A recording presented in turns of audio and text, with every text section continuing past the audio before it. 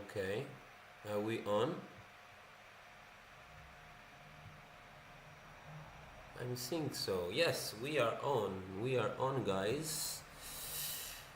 Welcome everyone back to our reading of Slavoj Zizek's A Freedom, A Cure Without Disease. It's been a while since I haven't published a video. This is because I've been diving into the chapter 3. Yes, I finished chapter 2nd and I've been diving into chapter 3.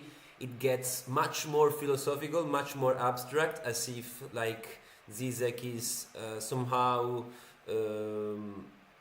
like actually the last paragraph that we've been reading was titled Beyond the Transcendental, as if Zizek in the chapter 3 is transcending towards a more abstract definition of freedom and absolute, bringing in names such as, of course, Hegel and Lacan. It's really fascinating, the third chapter. I will be making videos also about it. It's gonna be taking me more. But now the topic of this video will be the last part of chapter 2nd. Just to make a brief sum up of how the Beyond the Transcendental paragraph concluded.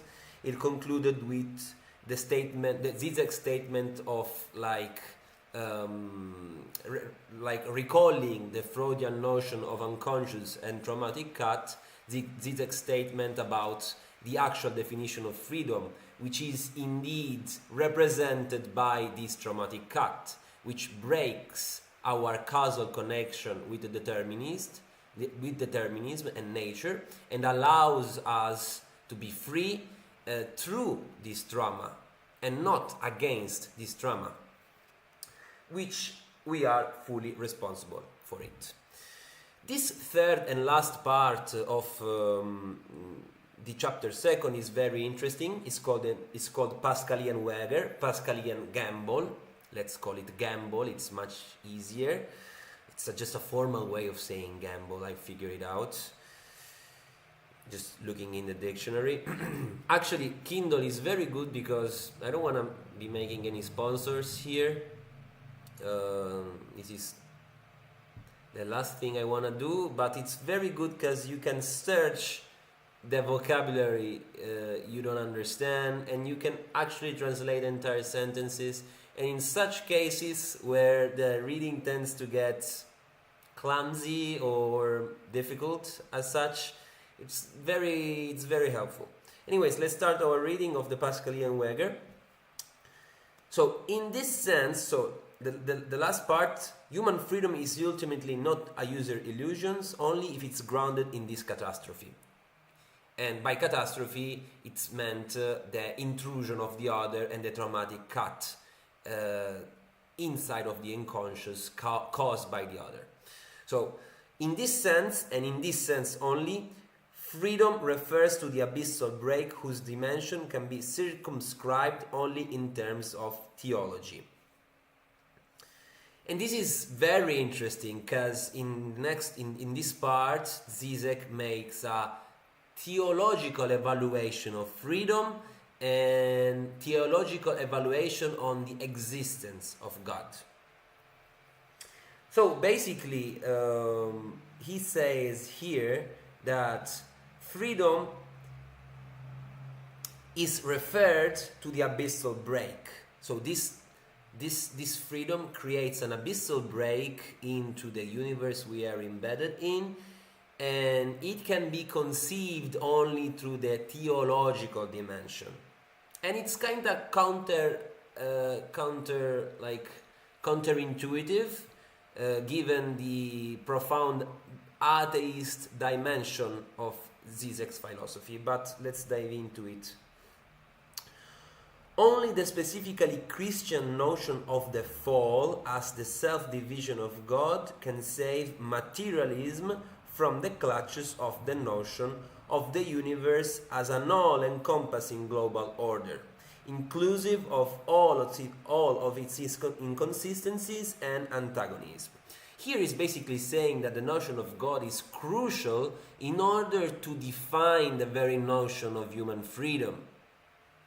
In the sense that if it wasn't for God, we would be all one with the object in the Lacanian sense that is in front of us, that is like externally projected outside of our eyes. Okay, we would be one, but because of God, because of this presence, we are theoretically free.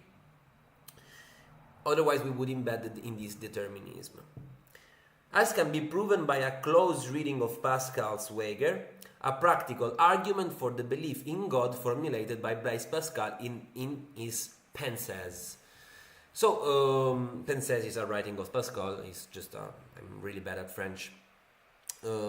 Basically here, Pascal applies the game theory notions to provide a rational, I would call it a rational perspective over which choose for the existence of God. So basically he's saying that if a person believes in Christian God and God exists, well, they get infinite happiness. If a person does not believe in Christian God, they will be living a relatively good life under the moral laws of Christian religion. If a person does not believe in Christian God and God exists, actually they get infinite pain, they get hell. And if a person does not believe in Christian God and God does not exist, well, they would be relatively living a life free from the moral fences of the Christianity, so much like a life more disinhibited. But this is anyways compared to the condition of living a life under the moral Christian rules. Either when you are believing or you're not believing, it makes a little difference. So rationally, Pascal's conclusion is that it's convenient for a human, from a human point of view, to believe in God, because there are more advantages in believing in God than disadvantages, actually. So the semantic space of Weger is composed of two axes. So from this standpoint, from the Pascalean Weger standpoint, Zizek evaluates the axis, the axis that develop from this conclusion. It's composed of two axes. I know there is God, I know there is no God. I choose to follow God, I choose against God. So these two axes, here and here, they create a square of four possibilities, four determined and distinguished possibilities. I know there is no God and I act accordingly. Okay, yeah, sorry, I just skipped into the second part. I know there is no God, I know there is God, I choose to follow God, I choose against God. So the combination of which allows four stances, four distinguished stances. The first two stances are ordinary. Basically, you choose to believe in God and there is God. So I know there is God and I follow and I obey Him. So, like from the behaviorist, like this is an evaluation from the behaviorist point of view. We have the common religious stance, the secular philosophical stance. I know there is no God and I act accordingly, not caring for the afterlife. And then there are the two other far more compelling behaviors that human tends or choose to have in respect of the existence of God. So the third one is I know there is no God but act as if there is one, in the stance of benevolent cynical goodness, or from moralist benevolence. So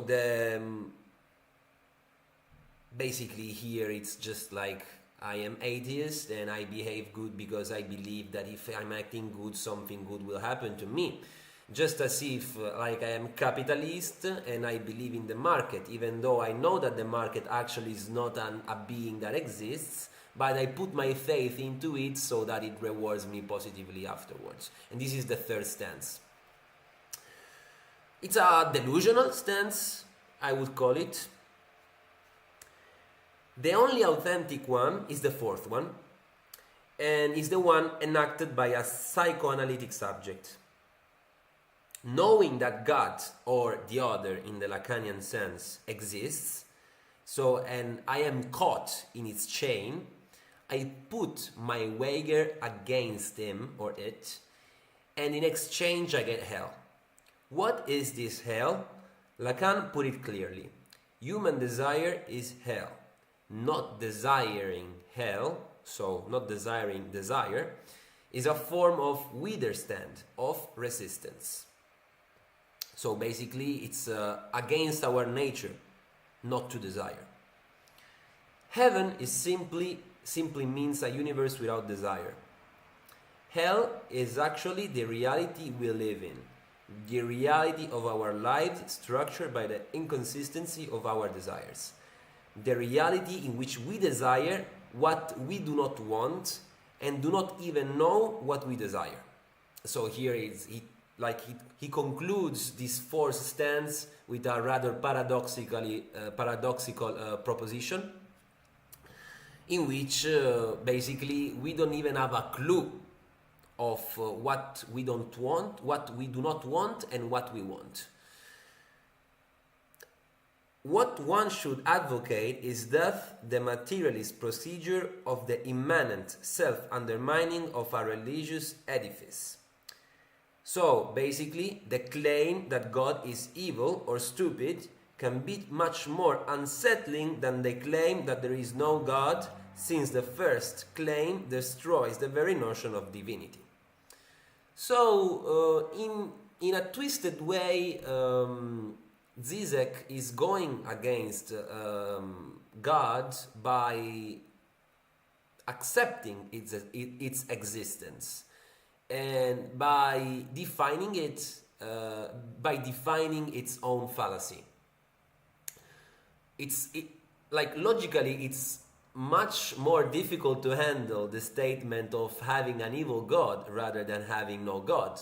Because if somebody argues that there is no God, you would have many arguments to prove such person wrong.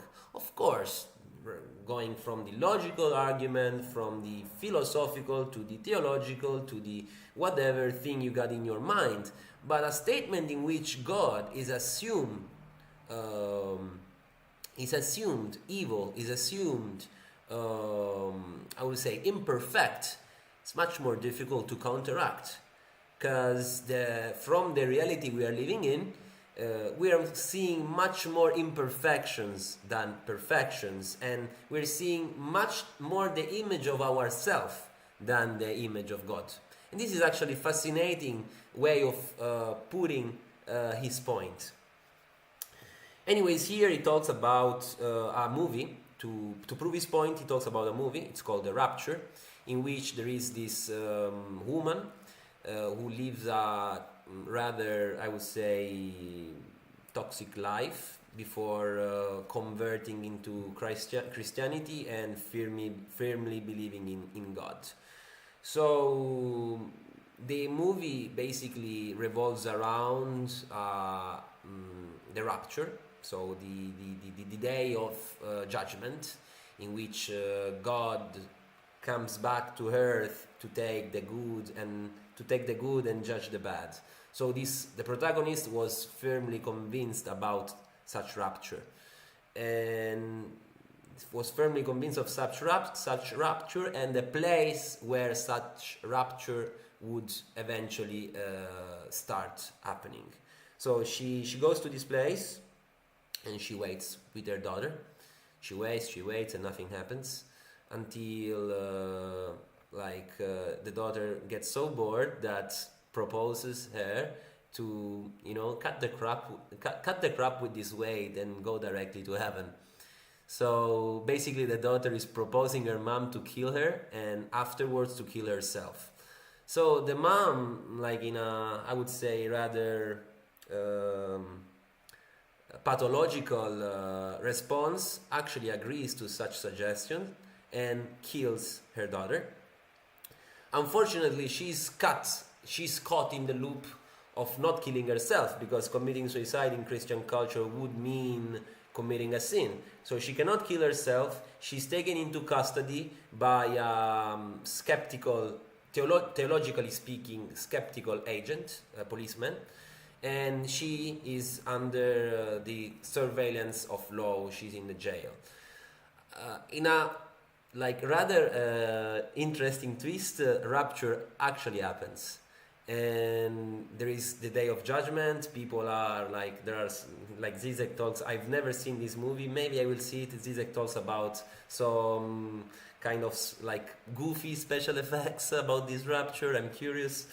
And so what happens? It happens that she gets in contact with her daughter, which asks her to recognize the existence of God, recognize his existence. So we get the parallel situation, the same with the agent, which is witnessing the appearance of the protagonist's daughter.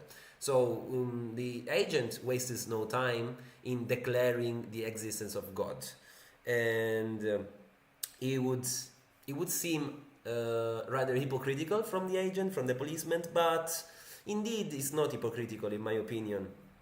It's rather the opposite. He remains coherent to his point of view, because in a way he is like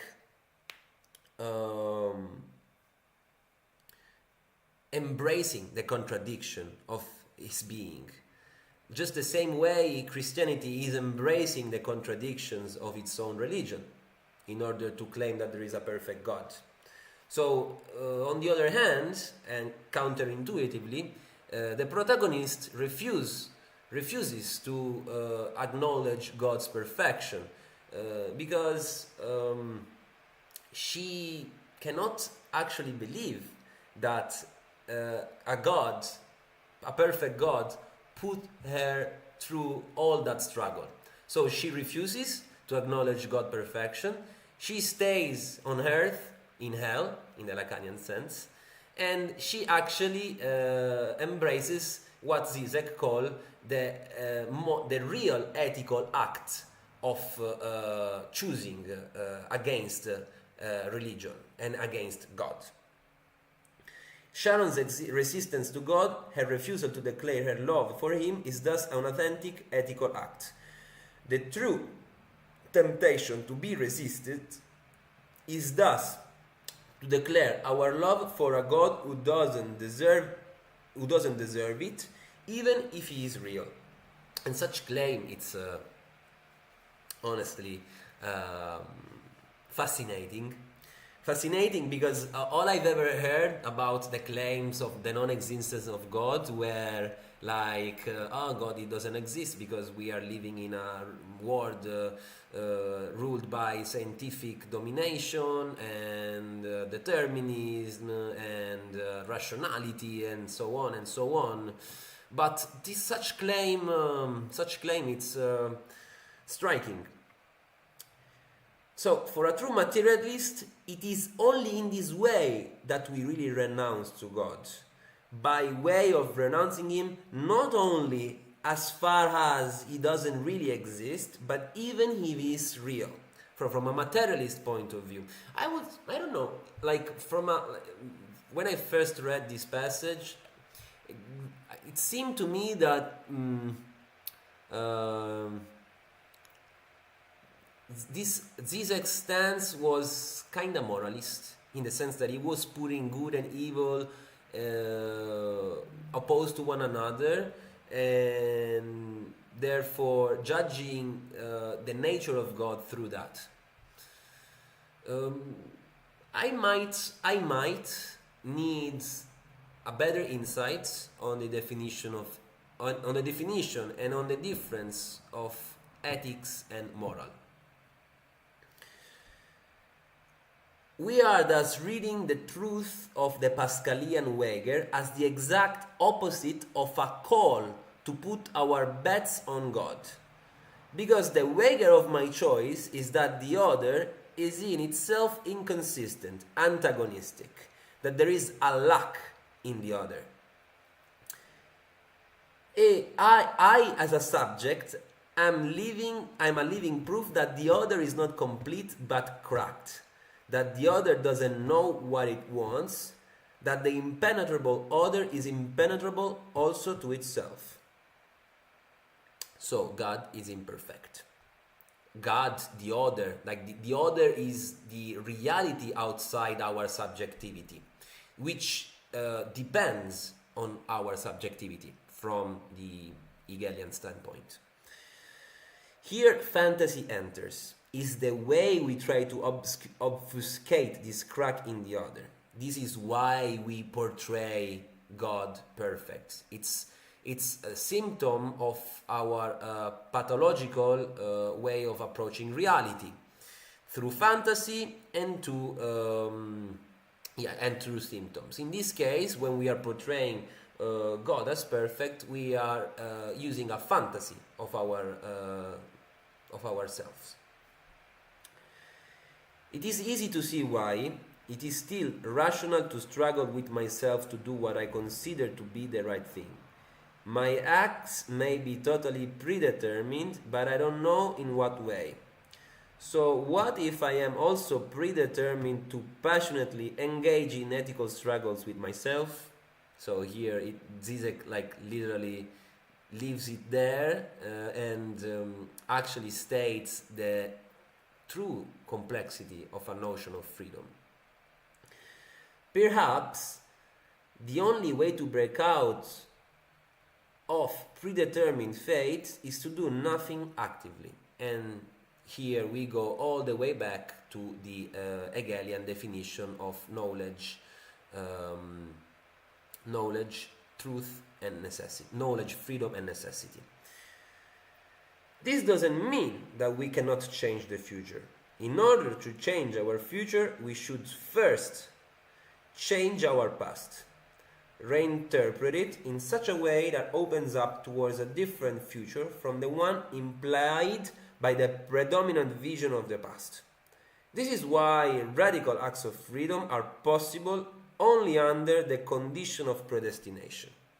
We are talking about radical.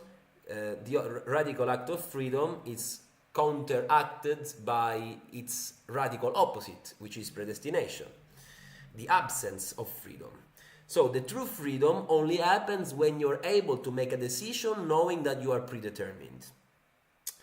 That's why this paragraph's name is called wager, because eventually Zizek is not trying to prove a philosophical point whether there is a foundation over which freedom is actually there. Zizek is saying exact opposite. In an ambiguous way, Zizek is saying that the choice of freedom is a choice itself.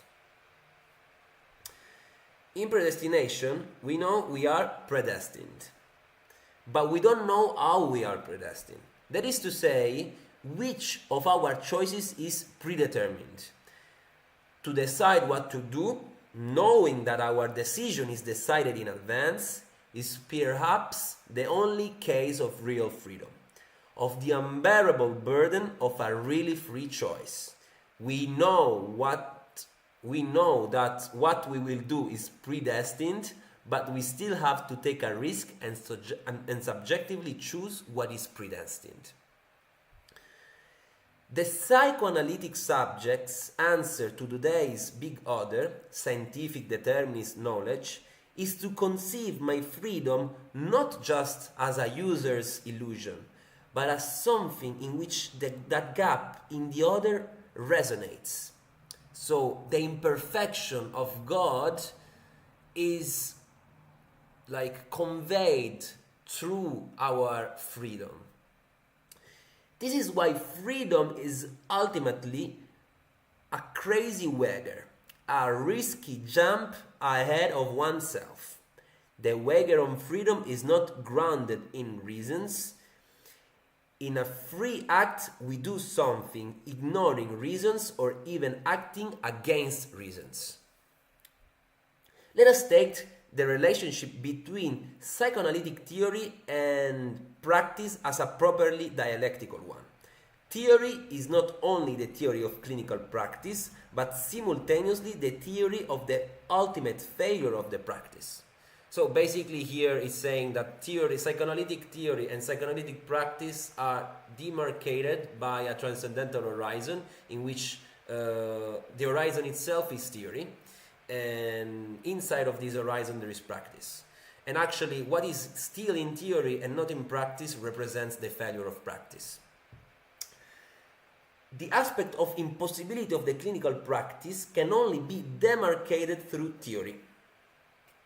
The same goes for revolutionary activity.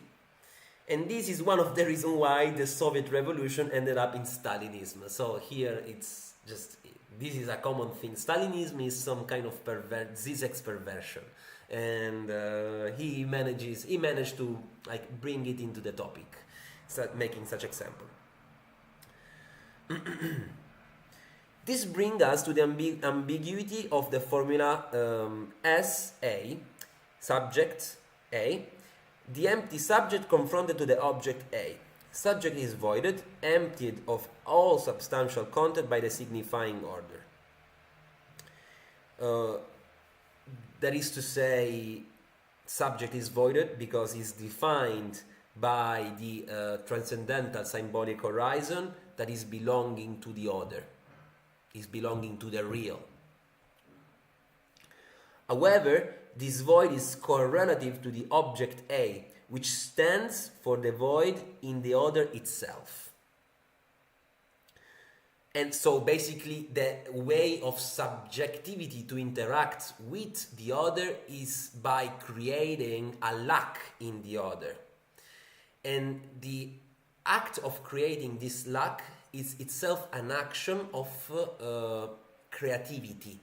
So the other is dependent on the action of subjectivity, because subjectivity, by interacting with the other, it does not interact in a passive way. So it's not that the other is already there and the subject is like experiencing passively the other. The subject is active. The subject creates something that before that interaction, there is not in the other yet. I don't know whether I made my point clear, but this is a topic which Zizek taught in the paragraph before. Beyond, I don't know why I call it paragraph. You know, there is the chapter, and then there are like little other titles which introduce the topic of the discussion. Such thing. In such thing, before the Pascalean Zweger, when Zizek was talking about the transcendental horizons, he made an example with the way of the subject, with the way subject creates its identity inside of the other. Just with like it was like with LGBT plus.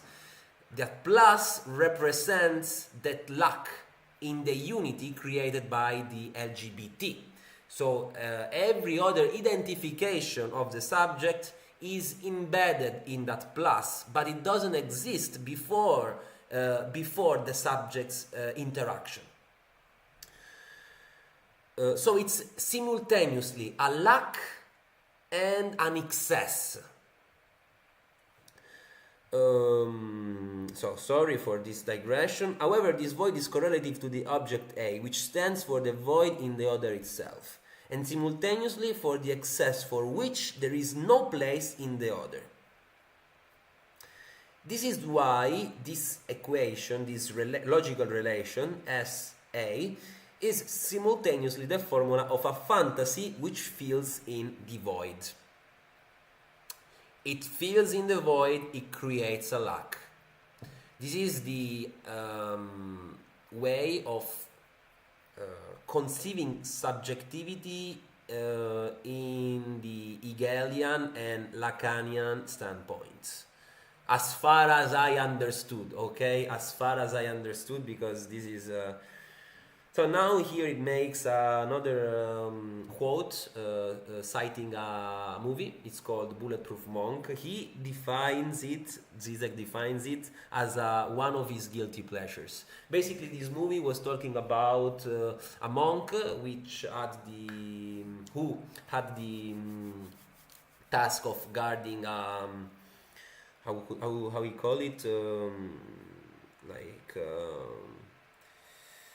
a scroll. Yes, he had to guard a scroll, and so the movie develops in many twisted ways. He encounters a thief, which the monk eventually figures out he's the one, that his successor, the one who has to guard the scroll.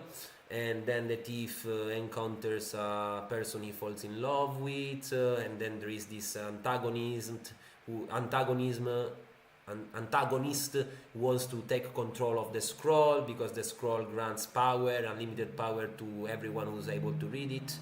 And so at the end they defeat the antagonist by the thief and his loved one. Defeat the antagonist by reading the scroll, getting the power, so on and so on. Here it's interesting, the conclusion Zizek makes. Is there some emancipatory potential in the fact that the next master protector is an ordinary young delinquent, the lowest figure in our society, irradiating no simple deep wisdom? Because you are expecting that in order to get such kind of power, in order to be worthy of reading a scroll, you must be somehow representative, one of the highest representatives of society. This is the emancipatory potential Zizek is talking about in Bulletproof Monk movie.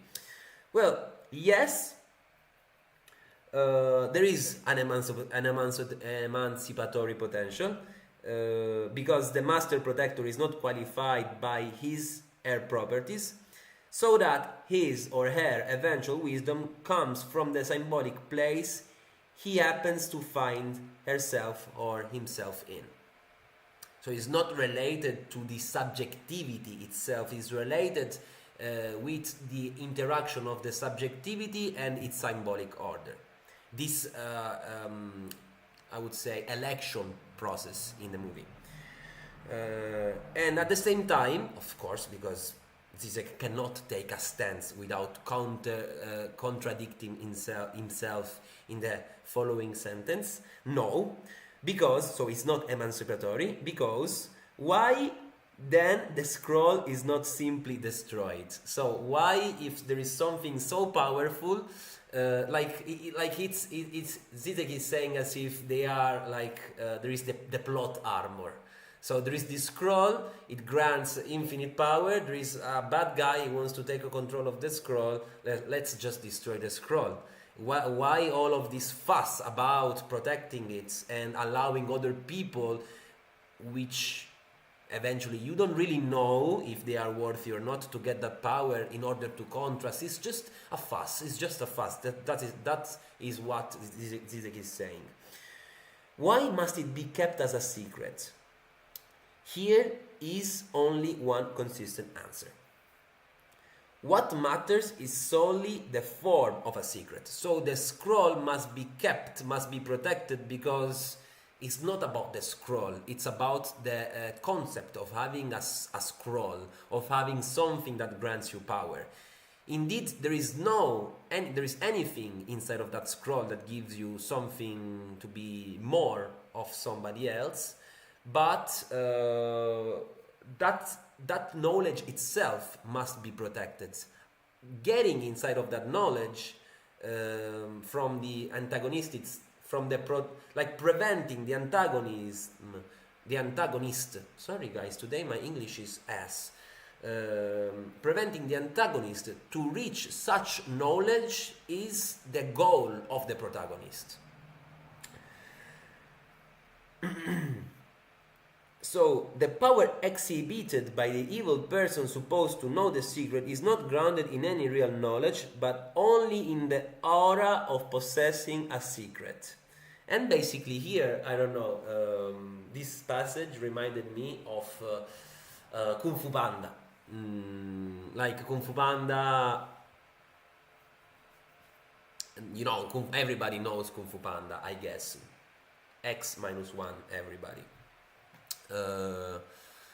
There was no real secret in the Dragon Scroll. Absolutely. The secret was knowing that there is no secret. For a dialectical materialist theory, the question is, why is such a structure of secret constitutive of our ideological space? Why can we not simply abolish it? Why cannot we destroy the scroll? And the answer is provided by the peculiar status of object A, the object cause of desire, the subject, the interaction between the object in the other and the subject. To put it in well-known Lacanian terms, we have a shift from alienation to separation, from the subject being erased, voided by the other, so subject being subject itself, and in this narrow sense separated from the other, to the emergence of an object A as an excess of a point at which the other is separated from itself.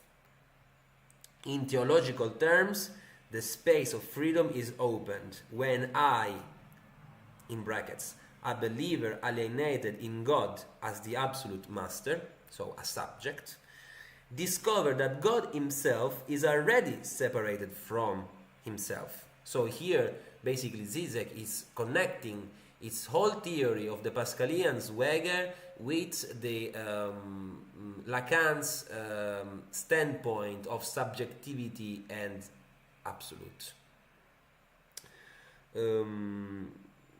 Yes, well, where was I? Yes, okay. Discovers that God himself is already separated from himself, which happens at its purest in Christianity only.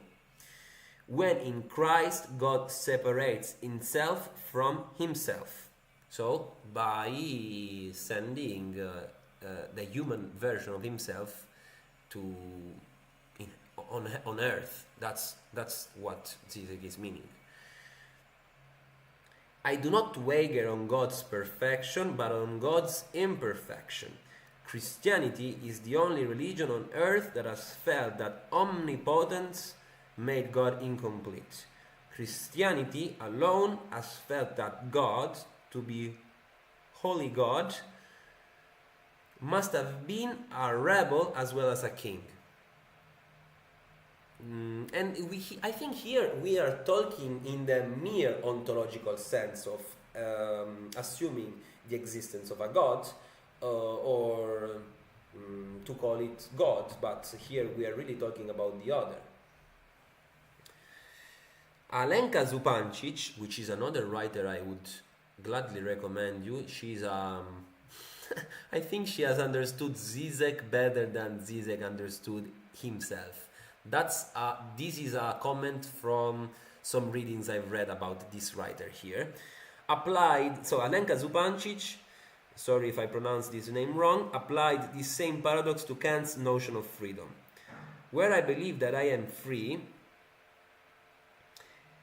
Kant has no problem in admitting that, in principle, all my spontaneous acts are conditioned by pathological causes.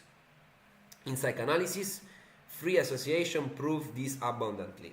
But where the subject goes to the end in his reduction, denouncing the spontaneity of his inner life, he stumbles upon a freedom that reaches well beyond doing what I feel or what I want. How exactly are we to understand this? I'm gladly you're asking this question, Zizek. Not in the Spinozian way of freedom as known necessity. So, back in the chapter Beyond the Transcendental. So, for Spinoza, there is no pure cogito, there is no pure subjectivity. Science is a knowledge which does not imply any subjective position. This is Spinozian standpoint.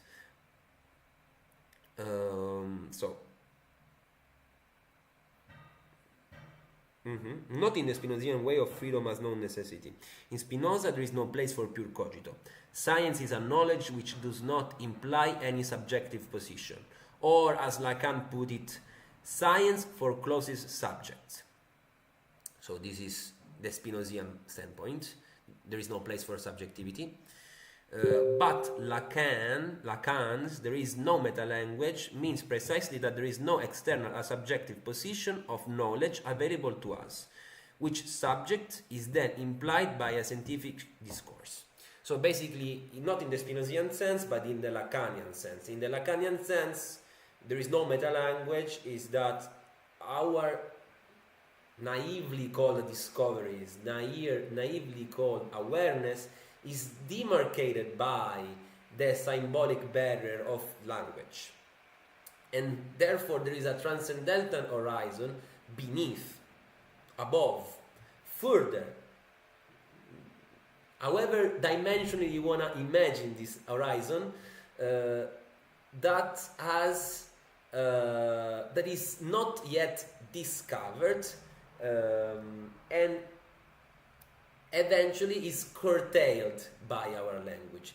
And this goes also for the objective knowledges related with the scientific discourse in our life. The scientific discourse is itself curtailed by language, the mathematical language.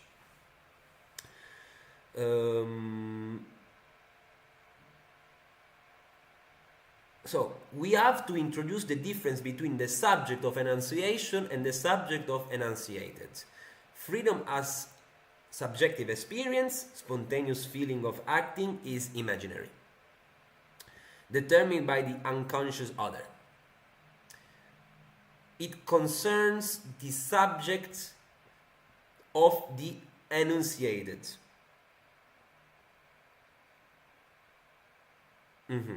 In Kant's term, this freedom is always ruled by pathological motivations and thus reducible to causality. So this is Kant's version of Zizek interpretation of choosing freedom as a wager. Choosing freedom knowing that you are predetermined. What remains is the empty subject deprived of its pathological content, and this is the Cartesian cogito. This subject cannot be grounded in a natural determinist as a reaction to a traumatic cut. Because he cannot be grounded in determinist because he is directly a reaction of a traumatic cut between itself and the other. We will never discover the subject as an element in our reality. More precisely, the subject doesn't exist objectively. It exists only for another subject. It comes to be through stumbling upon the abyss of another's desire. So, of another's A.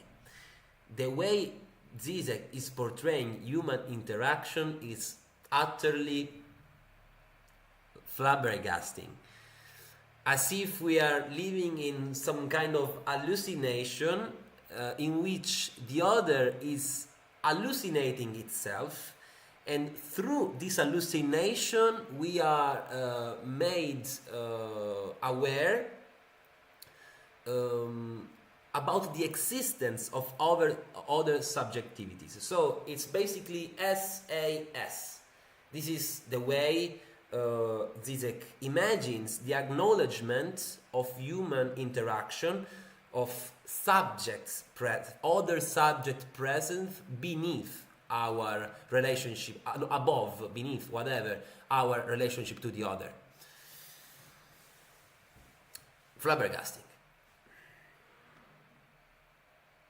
We encounter in reality elements which appear to signal another subject's presence. Artificial building, writings, pictures, whatever. This is what Zizek is saying. This is like a signal of another subject presence.